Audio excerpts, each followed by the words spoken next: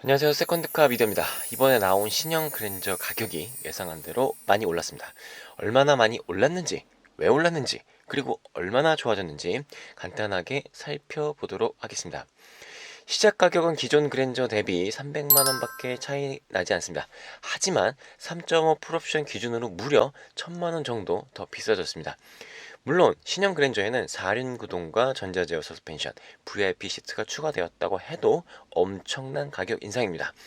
참고로 제네시스 G80의 시작 가격이 5,610만원인데 겨우 100만원 차이입니다. 하이브리드의 경우도 800만원 정도 더 비싸졌습니다. 어떻게 이렇게 가격을 많이 올릴 수 있었을까요? 우선 사이즈입니다.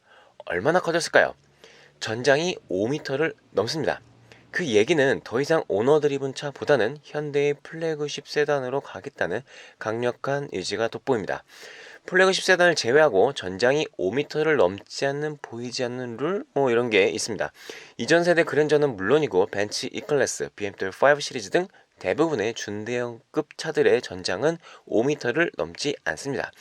이번 그랜저가 과감히 전장 5m를 넘긴 건 기아의 K8의 전장이 5m를 넘긴 이유도 있겠지만 1세대 그랜저처럼 다시 뒷자리를 위한 쇼퍼 드리븐 또는 제네시스와는 별도로 현대의 플래그십 세단으로 가겠다는 의지가 돋보입니다.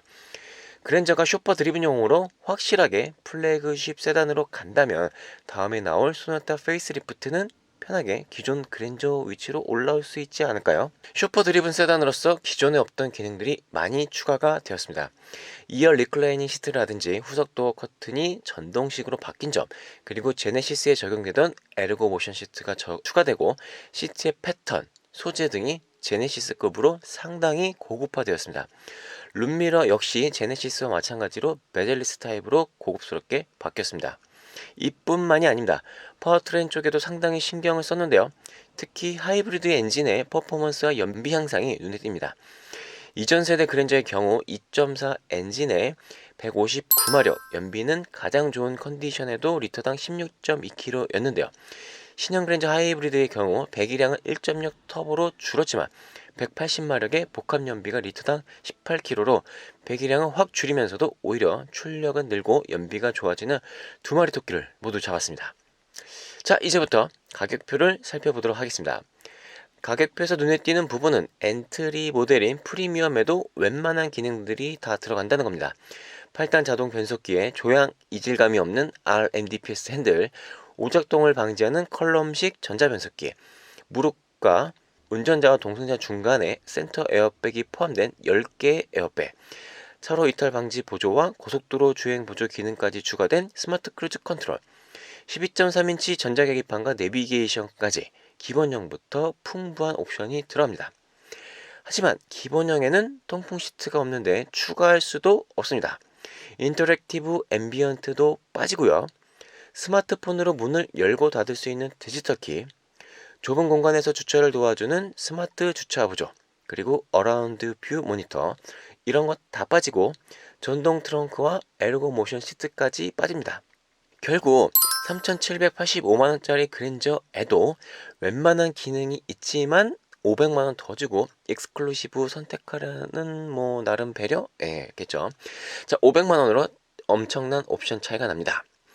최고 트림인 캘리그라피에는 기능보다는 익스테리어 디자인과 실내 디자인, 그리고 소재, 마감에서 많은 차이가 납니다.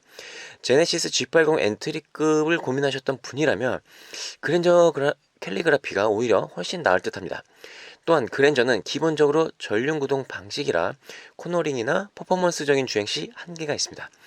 하지만 220만원짜리 4륜구동 H트랙을 선택하신다면 300마력 36.6토크의 파워풀한 그랜저를 펀트 드라이빙 하실 수 있을 것 같습니다. 뒷자리 승객을 위한 전동 도어 커튼의 경우 캘리그라픽 트림에서 선택이 가능합니다. 리클라이닝 시트는 익스클루시브에서도 선택이 가능합니다. 하이브리드의 경우 4륜 구동과 뒷좌석 리클라이닝 시트가 빠지고 대신 리어 전동 도어 커튼을 선택할 수 있습니다. 개인적으로는 그랜저 하이브리드 캘리그라피 풀옵션이 가장 끌립니다.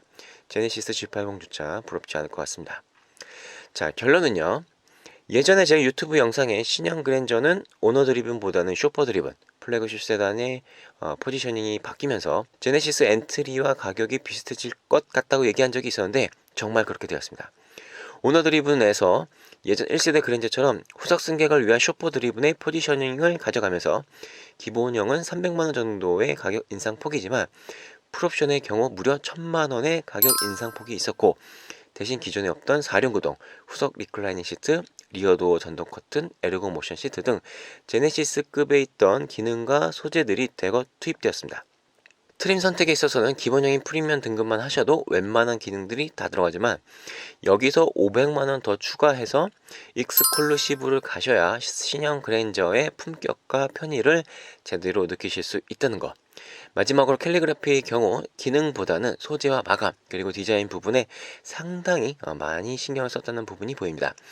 4륜 구동의 경우 3.5 캘리그래피 트림에서만 선택하실 수 있습니다. 하이브리드의 경우 이전 모델 대비 배기량은 줄었으면서도 퍼포먼스와 연비 두 가지를 모두 향상시켰습니다.